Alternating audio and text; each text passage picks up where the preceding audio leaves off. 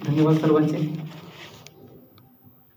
ज्या आईच्या खुशीमधून स्वराज्याचं देखणं स्वप्न साकार झालं त्या राष्ट्रमाता राजमाता मासाहेब जिजाऊ, ज्या राजानं हे देखणं स्वप्न सध्यामध्ये उतरवलं ते राजे छत्रपती शिवाजी महाराज, ज्या वारसदारानं स्वराज्य नावाच्या संकल्पनेचा या स्वप्नाचा वारसा खऱ्या अर्थानं पुढे नेण्याचं काम केलं ते छत्रपती संभाजी महाराज, ज्यांच्यामुळं माझी आई शिकली आणि आईमुळं आपण सगळे शिकू शकलो असे क्रांतीज्योती सावित्रीबाई फुले, महात्मा ज्योतिराव फुले, शिका, संघटित व्हा आणि संघर्ष करा असे म्हणून महाराष्ट्रातल्या तमाम जनतेला एकसंघ करणारे विश्वरत्न बोधिसत्व डॉक्टर बाबासाहेब आंबेडकर, ज्या देशातील युवक हातांच्या रेखांवर आणि ग्रहताऱ्यांवर विश्वास ठेवतात तो देश कधीही प्रगती करू शकत नाही असे म्हणणारे स्वामी विवेकानंद, आणि खऱ्या अर्थाने संत असणारे संत ज्ञानेश्वर, संत तुकाराम, संत नामदेव, संत तुकडोजी महाराज, वैराग्यमूर्ती संत गाडगेबाबा आणि सर्व महापुरुषांना, त्यांच्या विचारांना सर्वप्रथम आपल्या सर्वांच्या टाळ्यांच्या गजरामध्ये मी विनम्रपूर्वक या ठिकाणी अभिवादन करतोय.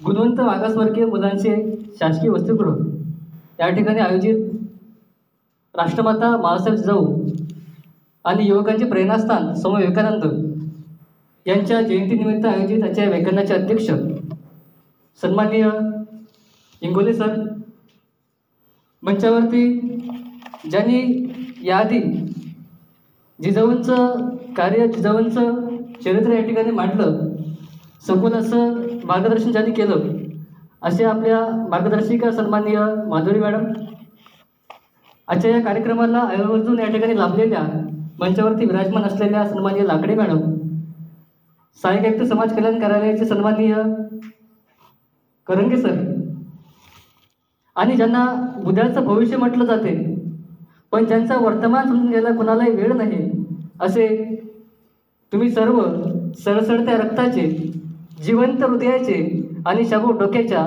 माझ्या तरुण मित्रांनो, खरं तर खूप वेळेपासून सर या ठिकाणी वाट बघत आहेत की वक्ते आता येतील, नंतर येतील, पण 2 कार्यक्रम असल्या कारणानं आम्ही थोडा या ठिकाणी उशिरा पोचलो. त्यामुळे या ठिकाणी सन्माननीय मान्यवरांनी आपल्या सगळ्यांना या ठिकाणी मार्गदर्शन केल्यानंतर आमच्यासारख्या नवख्या युवा वक्त्यांनी या ठिकाणी काय बोलावं हा सर्वात मोठा प्रश्न या ठिकाणी आहे.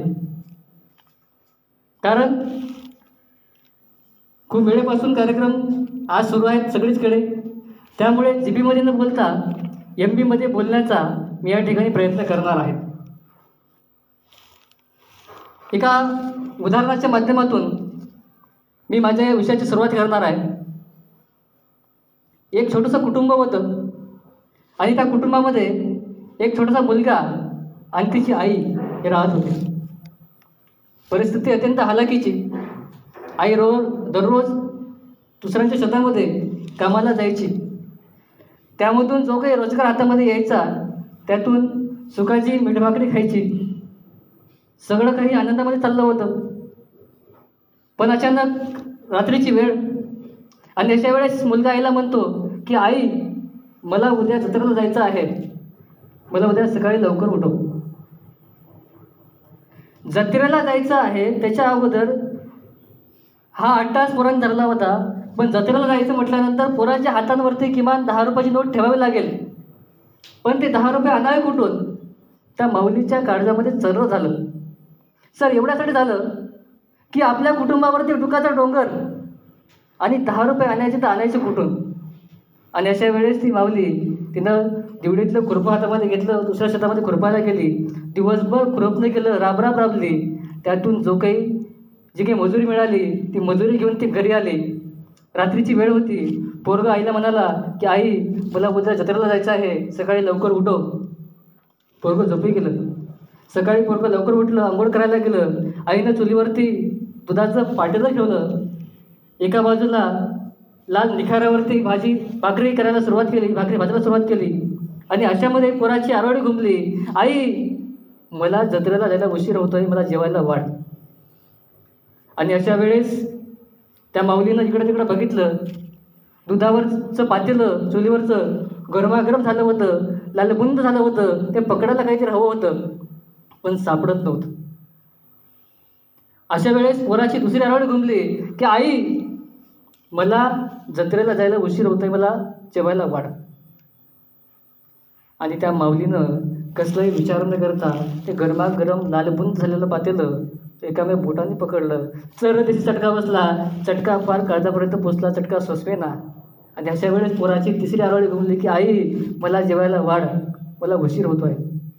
आणि अशा वेळेस त्या माऊलीनं कसलाही विचार केला नाही आणि ते गरमागरम झालेलं लालबुंद झालेलं ते पातेलं त्याच रिकाम्या बोटानं पकडलं. पुन्हा चर त्याची चटका बसला, चटका पार काळजापर्यंत पोचला. आणि त्या माऊलीनं त्याच रिकाम्या बोटानं ते पातेलं गरमागरम झालेलं त्या पोराच्या ताटामध्ये दूध ओतू लागली. पोरानं भाकरी मोडली, निमूटपणे जेवायला लागला. आणि दूध ओतताना पोरगा बघतोय की आपल्या आईच्या डोळ्यामध्ये अश्रू आहेत. पोरग निमूटपणे जेवायला लागला, जत्रेला जायला निघाला. आई पोराला म्हणते की हे 10 रुपये घे, जत्रेमध्ये जा, काहीतरी घ्यायचं, काहीतरी खायचं, रिकाम उपाशी राहू नको, संध्याकाळी लवकर घरी ये. पोरग जत्रेला गेलं, दिवसभर जत्रेमध्ये फिरलं, खेळणी बघितली, आकाश पाळणे बघितले, जिलेबी बघितली, बत्ताशे बघितले, हरवून गेलं, भारवून गेलं. आणि संध्याकाळची वेळ पोरग घरी परत आलं. आई वाट बघत होती. आणि अशा वेळेस पोरग येताना दिसला. आईला आनंद झाला की आपला पोरगा येतो आहे. आणि अशा वेळेस आई पोराला म्हणते आहे की तू जत्रेला गेला होता, तुला 10 रुपये दिले होते, काय घेतलं त्याचं, आकाश पाळणे बघितली का, जिलेबी खाल्लीस का. आणि अशा वेळेस तो पोरगा म्हणतो की आई सांगतो, थोडा धीर धर. आणि अशा वेळेस पोरानं काय आणलं हे दाखवण्याकरिता आपल्या खिशामध्ये हात घातला आणि 10 रुपयाची आणलेली सांची काढली आणि त्या माऊलीच्या हातावरती ठेवली. त्या सांचीचा स्पर्श त्या माऊलीला झाला आणि तिच्या डोळ्यातून अश्रूच्या धारा व्हायला लागल्या. ती माऊली म्हणाली, अरे धन्य झाली कुश माझी, तुझ्यासारखं पोर माझ्या कुशीमध्ये जन्माला आला. या उदाहरणाच्या माध्यमातून मला या ठिकाणी हे सिद्ध करायचे आहे की आज आईच्या हाताला चटका लागला म्हणून 10 रुपयाची सांडशी म्हणजे पकड घेऊन येणारी युवा पिढी आम्हाला घडवायची आहे, की सोशल मीडियाच्या नादामध्ये मोबाईल देत नाही म्हणून आईला दुखापत करणारी युवा पिढी आम्हाला घडवायची आहे. हे या निमित्तानं शोधणं खूप महत्त्वाचं आहे. जे जे महापुरुष होऊन गेले, जे जे समाजसुधारक होऊन गेले, त्यांचा जर आपण पराक्रमाचा, त्यांच्या शौर्याचा इतिहास बघितला तर या सगळ्या महापुरुषांनी जे काही केलं आहे ते सगळं युवा अवस्थेमध्ये केलेलं आहे. आणि आज राष्ट्रीय युवा दिवस आहे आणि या युवा दिवसाच्या निमित्तानं मी आपल्यासमोर या ठिकाणी जो विषय मांडणार आहे तो विषय आहे reels versus real, who is the real inspirations of youth. आणि सोबतच त्याला आपण कृत्रिम बुद्धिमत्तेची जोड देणार आहोत. म्हणजे आज या ठिकाणी का गरजेचं आहे हे सुद्धा पाहणं खूप महत्त्वाचं आहे. म्हणजे छत्रपती शिवरायांनी वयाच्या 16व्या वर्षी स्वराज्य स्थापनेची शपथ घेतली, स्वराज्य स्थापन केलं, लोककल्याणकारी स्वराज्य निर्माण केलं. संत ज्ञानेश्वरांनी वयाच्या 16व्या वर्षी ज्ञानेश्वरी लिहिली. स्वामी विवेकानंद जेव्हा अमेरिकेतल्या शिकागोमध्ये जाऊन अमेरिकेतल्या माझ्या बंधू आणि भगिनींनो अशी म्हणून बंधुभावाची शिकवण देत राहिले, त्यावेळी स्वामी विवेकानंद यांचं वय होतं 30 वर्ष. क्रांतिसूर्य महात्मा ज्योतिराव फुले यांनी पुण्यामध्ये मुलींसाठी जेव्हा पहिली शाळा काढली तेव्हा त्यांचं वय होतं 21 वर्ष. राजश्री छत्रपती शाहू महाराज जेव्हा गादीवर बसले तेव्हा त्यांचं वय होतं 20 वर्ष. आणि तथागत गौतम बुद्ध जेव्हा ज्ञानाच्या शोधामध्ये घराच्या बाहेर पडले तेव्हा त्यांचं वय होतं 29 वर्ष. आणि जेव्हा त्यांना ज्ञानप्राप्ती झाली तेव्हा वय होतं 35 वर्ष. म्हणजे या सगळ्या उदाहरणाच्या माध्यमातून आपल्याला हे स्पष्ट करता येईल की नवीन काहीतरी करून दाखवण्याचं, नवीन काहीतरी सामर्थ्य निर्माण करण्याचं, नवीन काहीतरी शिकण्याचं, नवीन काहीतरी आत्मसात करण्याचं वय जर कोणी असेल तर ते युवकांचं वय आहे. युवक काय करू शकतो आणि युवकांना सुद्धा थोड्या प्रमाणामध्ये लाज वाटावी अशा पद्धतीचं एक उदाहरण आपल्यासमोर या ठिकाणी मांडतो आहे. बुलढाणा जिल्हा सगळ्यांना माहिती आहे आणि या बुलढाणा जिल्ह्यामध्ये मेहकर नावाचा तालुका आणि या तालुक्यामध्ये लता भगवान खरे नावाची एक माऊली राहते. साधारण 17 वर्ष वय असेल तिचं. 3 मुली होत्या. गरिबीचा संसार सगळं काही अगदी आनंदामध्ये चाललं होतं. तिने मुलीची लग्न लावून दिली. आयुष्यभर जेवढं काही कमावलेलं साठवलेलं सगळं मुलींच्या लग्नामध्ये घातलं आणि आता ही दोघी नवरा बायको दुसऱ्या शेतामध्ये रोजानं जायची. त्यामधून जो काही रोजगार भेटायचा त्यातून सुखाची मीठ भाकरी खायची, हा त्यांचं शेड्यूल. पण अचानक नवऱ्याची तब्येत बिघडली. बायकोला काय करावं कळेना. नवऱ्याला शेजारच्या सरकारी दवाखान्यामध्ये घेऊन गेले. डॉक्टरांनी सांगितलं काही महत्त्वाच्या तपासण्या कराव्या लागतील, पण त्याची सोय आपल्याकडे नाही. तुम्हाला तुमच्या नवऱ्याला घेऊन बारामतीला जावं लागेल. आणि त्या माऊली बारामतीला जायचं म्हटल्यानंतर पैसे आणायचे कुठून? आपल्या घरावर दुखाचा डोंगर, पोटाची खळगी कसं तरी भरतो आपण. आणि अशा वेळेस नवऱ्याचा उपचार कसा करायचा? ती माऊली रडत राहिली. शेवटी 4-5 लोकांकडे शब्द टाकला, पैसे घेतले, जमेल तेवढे पैसे गोळा केले आणि बारामतीला गेली. बारामतीला नवऱ्याला दाखवलं. डॉक्टरांनी तपासण्या केल्या आणि सांगितलं की आणखी एक महत्त्वाची तपासणी करावी लागेल, पण त्याची सोय आपल्याकडे नाही आहे. आणि असं म्हटल्यानंतर ती माऊली म्हणाली, तपासण्या तरी किती करत तपासण्या? आणि ती माऊली त्या डॉक्टरच्या केबिनमधून बाहेर आली. एका बालकावरती बसली, रडायला लागली. थोडा वेळ झाला. डोळे पाणावलेले कोरडे झाले आणि त्याच बाकांवर पडलेला पेपर तिला दिसला. तो पेपर तिनं वाचला. मोठ्या ठळक अक्षरामध्ये लिहिलेली बातमी तिच्यासमोर झळकली. बातमी होती बारामती मॅरेथॉनची. आणि या बारामती मॅरेथॉनच्या स्पर्धकांच्या बक्षिसांच्या आकड्यांवरती त्या माऊलीची नजर पडली. आणि या माऊलीनं निश्चय केला की हे बक्षीस जर मी जिंकले तर माझ्या नवऱ्याचा उपचार होईल. आणि या माऊलीनं निर्णय घेतला की काही झालं तरी हे बारामती मॅरेथॉन जिंकायचं. स्पर्धेच्या ठिकाणी गेली. सगळे तुमच्यासारखी युवा पिढी, स्पोर्ट्स शूज घातलेले, टी शर्ट घातलेले, रोज धावण्याचा सराव करणारे. आणि त्यामध्ये आली ही 70 वर्षाची लता भगवान खरे. आणि आयोजकांना सांगते आहे की मला स्पर्धेमध्ये भाग घ्यायचा आहे, मला भाग घेऊ द्या. स्पर्धकांनी पहिले नाही म्हटलं, पण जेव्हा त्या माऊलीनं विनवणी केली, पाया पडायला लागली, तेव्हा आयोजक म्हणतात की ठीक आहे, तू भाग घेऊ शकते. बघता बघता स्पर्धा सुरू झाली. बेल वाजली. सगळे स्पर्धक धावायला सुरुवात करायला लागले. धावत होते. आणि अशा वेळेस त्या सगळ्या स्पर्धकामध्ये ही लता भगवान खरे धावती आहे. कसली भीती मनामध्ये नव्हती. साडी अटकून आपण पडू की काय अशी भीती त्या माऊलीला कधी वाटली नाही. तिला फक्त आठवत होतं तिचं घर आणि आपला नवरा वाचवायचा एवढा विचार फक्त. आणि बघता बघता बेल वाजली, स्पर्धा संपली आणि त्या स्पर्धेची विजेता ठरली ही 70 वर्षाची लता भगवान खरे. मला या उदाहरणाच्या माध्यमातून हे सिद्ध करायचे आहे की जर 70 वर्षाची लता भगवान खरे रोजच्या धावण्याचा सराव करणाऱ्या धावपटूच्या तुलनेमध्ये अव्वल ठरू शकते, तर तुमच्या आमच्यामध्ये ते सामर्थ्य आहे. आपण कुठं कमी पडतो आहे याचासुद्धा विचार करणं आज खऱ्या अर्थानं गरजेचं आहे. आज जर आपण युवकांना विचारलं, एखादा विद्यार्थ्याला विचारलं की तुझा आदर्श कोण आहे रे? कोण आहे आपला आदर्श? तर आपण म्हणतो की चित्रपटामध्ये काम करणारे, दाढी वाढवणारे, अभिनय करणारे कलाकार आम्हाला आदर्श वाटतात. म्हणजे आपल्या सगळ्यांना माहिती आहे की डायलॉग खूप फेमस आहे श्रीवल्लीमधला की झुकेगा नहीं साला.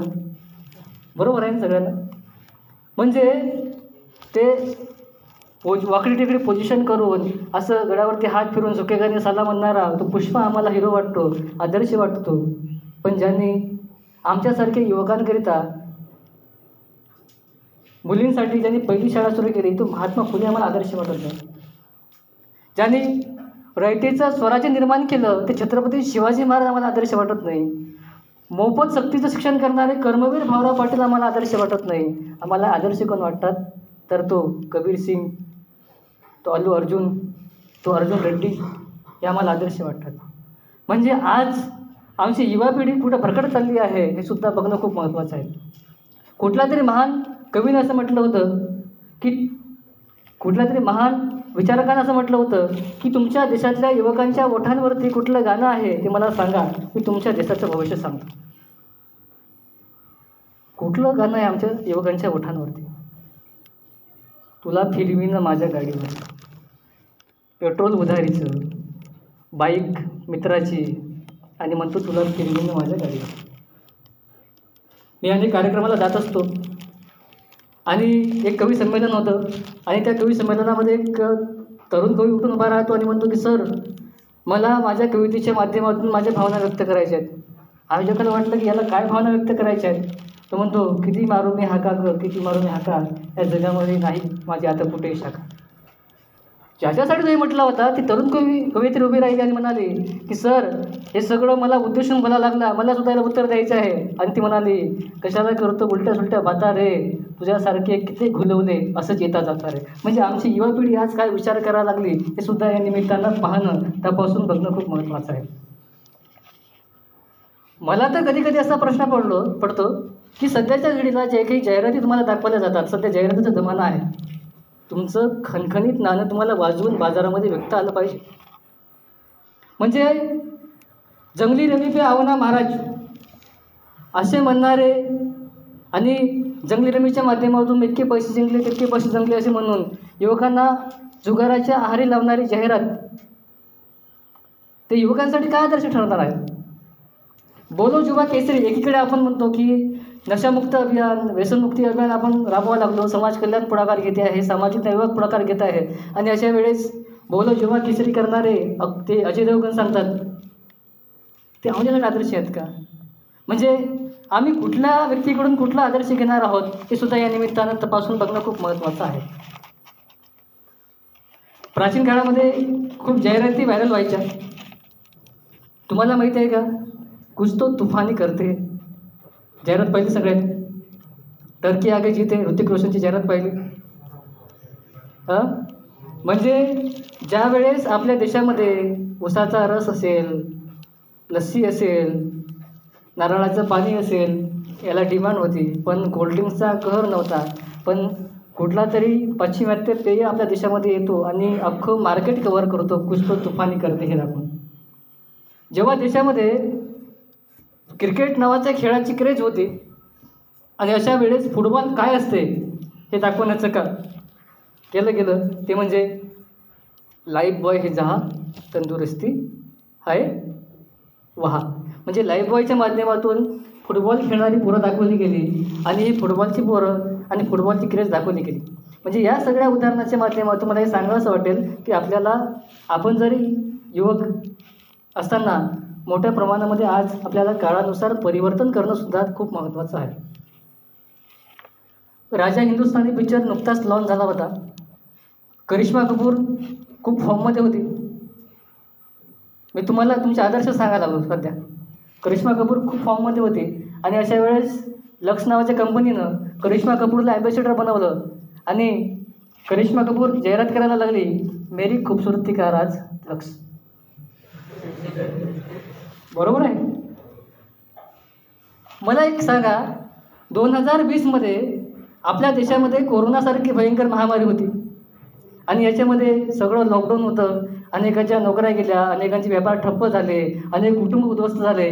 आणि अशा वेळेस या सगळ्या लोकांना कुठंतरी मानसिक आधार मिळाला पाहिजे यासाठी अनेक सामाजिक कार्यकर्ते, अनेक सामाजिक संघटना पुढे आल्या. आणि अशा वेळेस आता सुंदरतेचा प्रचार करून काय फायदा नाही आहे हे प्रत्येक जाहिरातीवाल्यांना वाटलं आणि त्यांनी प्रत्येक जागेवरती एकच जाहिरात, 90% कीटाणू से मुक्ती. दुसरी जाहिरात केली का? नाही केली. मला तर याचं नवल वाटतं सर, कधी कधी तो मोती नावाचा साबण वर्षभर येत नाही मार्केटमध्ये आणि बरोबर दिवाळीच्या वेळेस उठा सकाळ झाली, अभ्यंग स्नानाची वेळ झाली असे म्हणून एका महिन्यामध्ये सगळं मार्केट कव्हर करून टाकतो.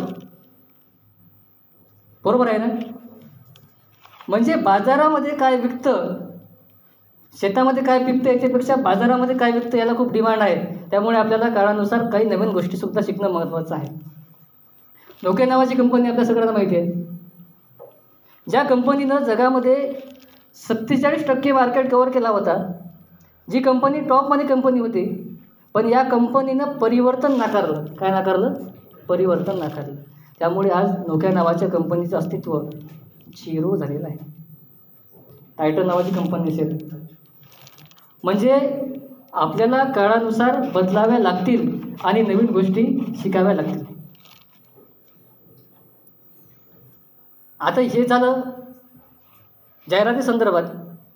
पण सध्याच्या मॉडर्न युगामध्ये आपण विज्ञान आणि तंत्रज्ञानाच्या युगामध्ये वावरतो आहे आणि याच्यामध्ये आपल्या सगळ्यांकरिता आता नवीन सॉफ्टवेअर किंवा नवीन ॲप्लिकेशन लॉन्च झालेली आहे, म्हणजे ChatGPT. आपल्या सगळ्यांना माहिती आहे, बरोबर आहे. आपल्या सगळ्यांना माहिती आहे की कृत्रिम बुद्धिमत्ता, आता याला जोडून खूप महत्त्वाचा विषय आहे. आपण काळानुसार बदललं पाहिजे हे मी म्हटलं तुम्हाला, पण परिवर्तन करत असताना ही कृत्रिम बुद्धिमत्ता आपल्यासाठी फायदेशीर आणि नुकसानदायक कशी ठरू शकते हे सुद्धा पाहणं खूप महत्त्वाचं आहे. कारण बाहुबली नावाचा चित्रपट आपण पाहिला, बाहुबली आणि देवसेना याचा संदर्भ आपल्या सगळ्यांना माहिती आहे. त्यावेळेस धनुष्यबाण दाखवले गेले होते, पण आज जर बाहुबली आणि देवसेनाला युद्ध करायचं असेल ना, तर आता धनुष्यबाण दाखवून फायदा नाही आहे. आज त्यांच्या हातामध्ये बंदुकी असतात. हे सुद्धा आपण पाहणं खूप महत्त्वाचं आहे. आर्टिफिशियल म्हणजे काय, तर एखाद्या व्यक्तीनं निर्माण केलेलं, आणि बुद्धिमत्ता म्हणजे काय, आणि इंटेलिजन्स म्हणजे काय, तर बुद्धिमत्ता मानवानं निर्माण केलेली, मानवाने तयार केलेली बुद्धिमत्ता म्हणजे काय, तर कृत्रिम बुद्धिमत्ता असेल. 1955मध्ये जॉन मॅकार्थी नावाचा एक वैज्ञानिक होऊन गेला, ज्यांनी सर्वप्रथम या शब्दाचा उपयोग केला होता. त्यामुळे एखादा व्यक्ती जेव्हा याचा शोध लावतो किंवा वापर करतो, त्याला आपण काय म्हणतो, फादर म्हणतो आपण, म्हणजे father of psychology, father of sociology, तसंच फादर ऑफ आर्टिफिशियल इंटेलिजन्स म्हणून आपण जॉन मॅकार्थी याचा उल्लेख करतो. आता आपल्या सगळ्यांना प्रश्न पडला असेल की हे आहे नेमकं काय भानगड, आम्ही तर कधी ऐकलं नाही आहे, पण याची काय गरज पडली समाजामध्ये. तर स्टीफन हॉकिंग असं म्हणतात की कृत्रिम बुद्धिमत्ता आपल्यासाठी फायदेशीर आणि नुकसानदायक दोन्ही ठरू शकते. नाण्याला दोन बाजू असतात, माहिती सगळ्यांना, चांगली बाजू, वाईट बाजू. पण चांगल्या गोष्टी आपण कुठल्या आत्मसात करतो त्याच्याकडून, त्यासाठी ती चांगली, आणि जर एखादा व्यक्ती त्याचा वाईट उद्देशाने उपयोग करणार असेल तर ते वाईट ठरणार आहे. मार्क झुकरबर्ग असं म्हणतात, ज्यांनी आपण सगळेजण व्हॉट्सअप असेल, फेसबुक असेल, इंस्टाग्राम असेल, स्नॅपचॅट असेल, आपण सगळेजण वापरायला लागलो. तुम्हाला माहिती आहे काय, तुम्ही एखादं सामान खरेदी केलं, एखादी घड्याळ घेतली आणि त्याचा फोटो तुम्ही मित्राला पाठवलं, तर त्या प्रोडक्टची जाहिरात तुमच्या फेसबुकवरती, इंस्टाग्रामवरती लागते. कधी विचार केला? म्हणजे तुमचा डाटा त्या ठिकाणी कितपत सिक्युअर आहे हे सुद्धा पाहणं खूप महत्त्वाचं आहे. म्हणजे मार्क झुकरबर्ग असं म्हणतात की जर आपण कृत्रिम बुद्धिमत्तेचा वापर करणार नसेल तर आपण खूप मोठी संधी गमावून बसणार आहोत. आपल्याला काळानुसार बदलाव्या लागतील आणि नवीन गोष्टी शिकाव्या लागतील, नाहीतर आपली अवस्था कोणासारखी होईल, नोकिया नावाच्या कंपनीसारखी. कुठला तरी एक महान वैज्ञानिक असं म्हणतो की कृत्रिम बुद्धिमत्ता असं काही करून दाखवू शकते ज्याची आपण कल्पनाही करू शकत नाही, जसं आपण एखाद्या भयावह संकटाला निमंत्रण देत आहोत. म्हणजे आतापर्यंत असं होतं की एखादा कलाकार काही गोष्टी इमॅजिन करायचा आणि ती इमॅजिन करून ते प्रेझेंटमध्ये उतरायला त्याला खूप वेळ लागायचा. पण आज AI photo generator, AI video generator, AI PPT generator यासारखे फंक्शन समाजामध्ये लॉन्च झाले, मार्केटमध्ये लॉन्च झाले. आणि या AIनं आतापर्यंत कसं होतं की ओपन AIनं लॉन्च केलं, फक्त तिथपर्यंत लिमिटेड होतं. आता तुमच्या सगळ्यांच्या मोबाईलमध्ये आलेलं आहे. व्हॉट्सॲपवरती मेटा नावाचं फंक्शन आहे, इंस्टाग्रामवरती मेटा नावाचं फंक्शन आहे, स्नॅपचॅटवरती मेटा नावाचं फंक्शन आहे. प्रत्येक सोशल मीडियाच्या प्लॅटफॉर्मवरती आता कृत्रिम बुद्धिमत्तेनं ताबा केलेला आहे. आता आपल्या सगळ्यांना प्रश्न पडला असेल की ही कृत्रिम बुद्धिमत्ता आमच्यासाठी का फायदेशीर आहे किंवा आमच्यासाठी का नुकसानदायक आहे, हे सुद्धा तपासून बघणं खूप महत्त्वाचं आहे. पहिला फायदा, इन्व्हेस्ट करण्यामध्ये तुम्हाला मदत करणार आहे. तुम्हाला एखाद्या ठिकाणी इन्व्हेस्ट करायचं आहे, पण कसं इन्व्हेस्ट करायचं तुम्हाला माहिती नाही आहे, तर तुम्हाला इन्व्हेस्ट करायला मदत करणार आहे. तुम्हाला एखादी माहिती सर्च करायची आहे पण सापडत नाही आहे, तुम्हाला मदत करणार आहे. फॉर एक्झाम्पल ChatGPTला आपण सांगितलं की write an article on woman empowerment, 2 मिनिटामध्ये तुम्हाला आर्टिकल तयार करून देते. Write an email to Ingole sir for 3 days leave, लगेच 2 मिनिटामध्ये तुम्हाला लेटर तयार करून देते. Write a poem on nature, लगेच 2 मिनिटामध्ये तुम्हाला पोयम तयार करून देते. म्हणजे आतापर्यंत मला असं वाटलं होतं कंटेंट रायटिंग करणारे, ब्लॉगिंगचं काम करणारे, फ्रीलान्सिंगचं काम करणारे या लोकांसाठी कृत्रिम बुद्धिमत्ता फायदेशीर आहे असं वाटलं होतं मला. तर नाही, सगळ्यांसाठी फायदेशीर आहे. आतापर्यंत असं होतं की तुम्हाला स्वयंपाक बनवायचा आहे, एखादा पदार्थ बनवायचा आहे, पण कसं बनवावं हे माहिती नव्हतं. तुम्ही काय करायचे, यूट्यूब ओपन करायचे, सर्च मारायचे की गुलाबजामुन की रेसिपी बताव, ते तुम्हाला रेसिपी सांगायचं. पण आता असं नाही आहे. तुमच्या जेवणाचं नियोजन करण्यामध्ये तो मदत करतो. म्हणजे तुम्हाला नाश्ता कधी लागते, तुम्हाला जेवण कधी लागते, तुम्हाला रात्रीचं जेवण कधी लागते, कुठल्या कुठल्या जेवणामध्ये कुठले पोषक तत्वे आहेत, कुठले घटक आहेत. इतकंच नव्हे तर तुम्हाला त्याच्यामध्ये काही इम्प्रूव्हमेंट करायचे असतील तर त्यासुद्धा फीडबॅक घेण्याचं काम हा करत असतो. इतकेच नव्हे, तुम्ही एखाद्या विषयावरती संशोधन करत आहात, तुम्हाला डाटा सापडत नाही आहेत. फॉर एक्झाम्पल, मला थेसिस बनवायचं आहे, आदर्श ग्राम निर्मितीमध्ये स्थानिक स्वराज्य संस्थाच्या योगदानाबाबत ग्रामसेवकांच्या मताचे अध्ययन, या विषयावरती मला संशोधन करायचे आहे, पण डाटा सापडत नाही आहे. तर मला 10 मिनिटाच्या आत तो सगळा डाटा अवेलेबल करून देतो. मला एखादं बुक लिहायचं आहे, त्याला कमांड द्यायची की मला या विषयावर बुक लिहायचं आहे, तो तुम्हाला लगेच बुक तयार करून देतो. बरोबर आहे. म्हणजे एका बाजूनं ही कृत्रिम बुद्धिमत्ता आपल्यासाठी खूप मोठ्या प्रमाणामध्ये फायदेशीर आहे.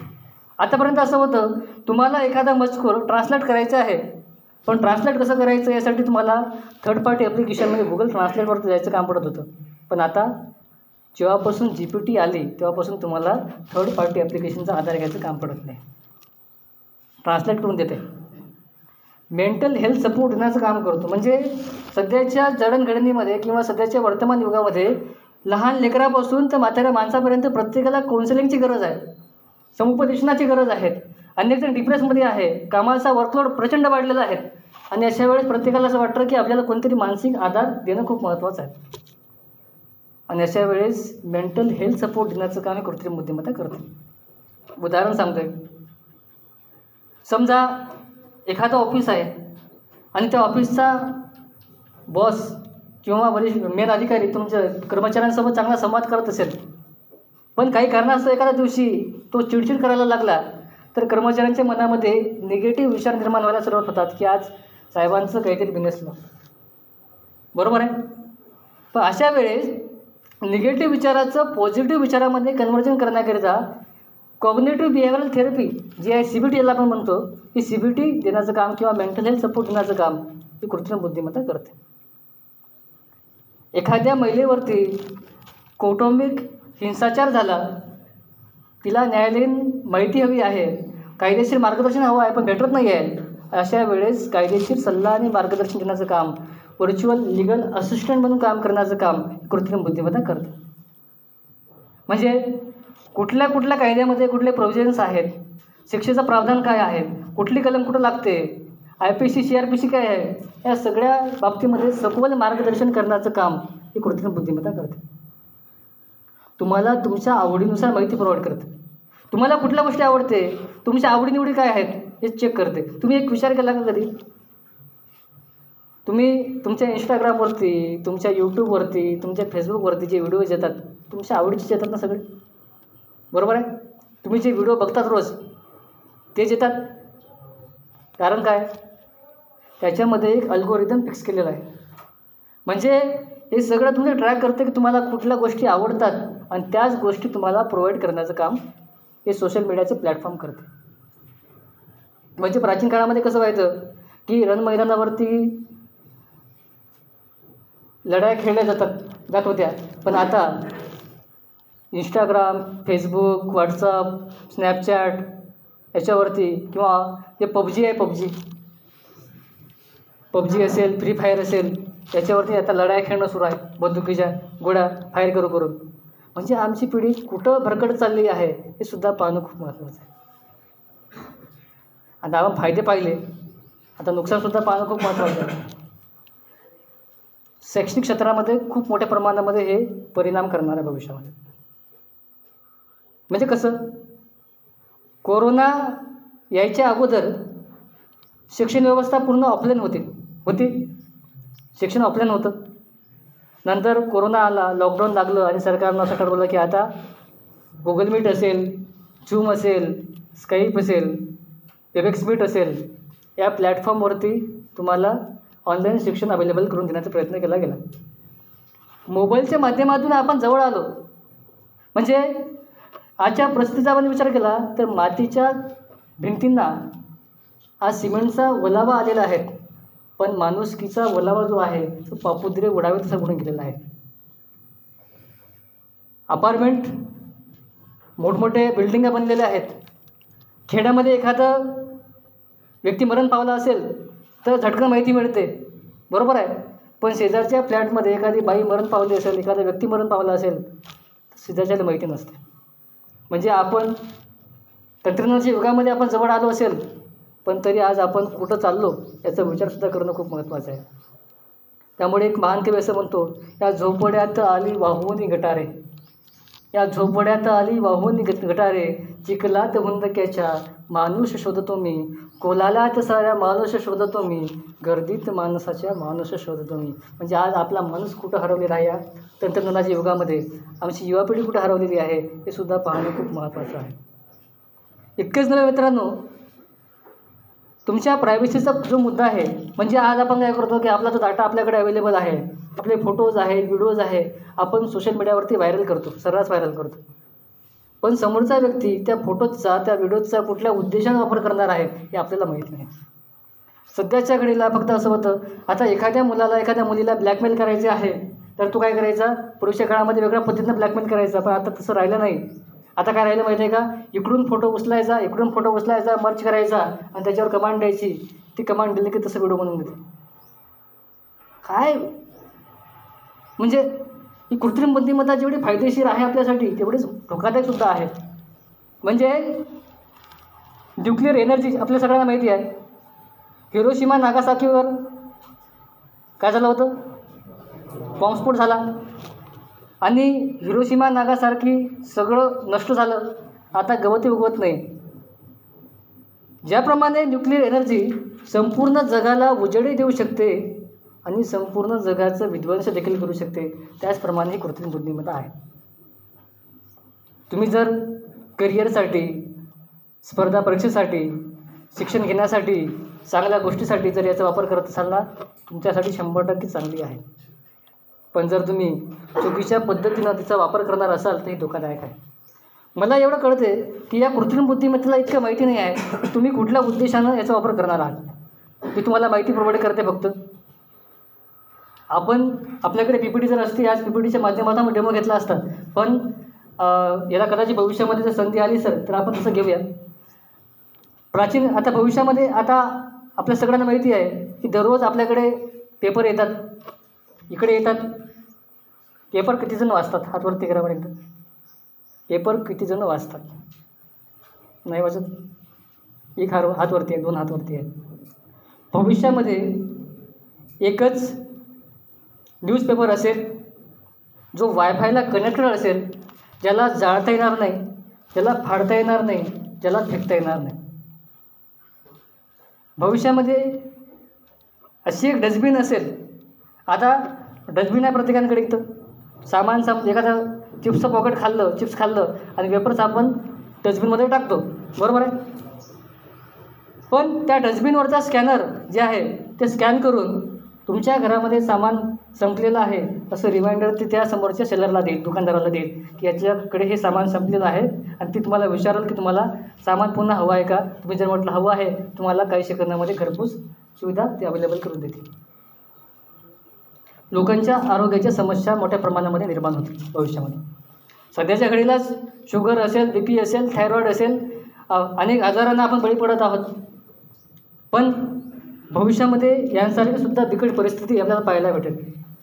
ChatGPT असेल, डॉक्टर GPT असेल, लॉ GPT असेल, गीता GPT असेल, हे सगळे मार्केटमध्ये लॉन्च झालेले आहेत. आतापर्यंत असं वाटायचं, अनेक लोकांना असं वाटतं की आपल्या प्रत्येक प्रॉब्लेमचं सोल्युशन हे गीतेमध्ये आहे. यदा यदा हि धर्मस्य ग्लानिर्भवति भारता, माहिती आहे सगळ्यांना, महाभारतामध्ये सगळ्यांना ऐकलेलं आहे. तर या गीता GPTमध्ये त्याला तुम्ही सांगितलं की तुमची प्रॉब्लेम सांगायची, ती गीतेमध्ये कुठला श्लोक आहे ते श्लोक तुम्हाला सांगते, त्याच्यावरती सोल्युशन सांगते तुम्हाला. डॉक्टरची पिढी, त्याला तुम्हाला कुठला त्रास होतो आहे, डोकं दुखते, पोट दुखते, ताप आहे, हे सगळं सांगायचं. तुम्हाला कुठला आजार आहे, कुठला उपचार करायला पाहिजे तुम्हाला सांगते.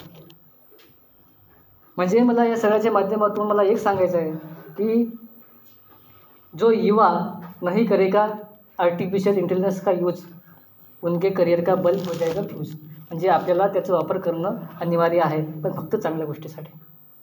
आतापर्यंत आपण काय केलं की महापुरुषांना दिलेले शिकवण आहे, त्यांचे विचार आहे, ते विचार आपण फक्त मार्गापुरतेच वाचले, त्यांचे विचार फक्त आपण मार्गापर्यंतसाठीच मर्यादित ठेवलेले आहेत.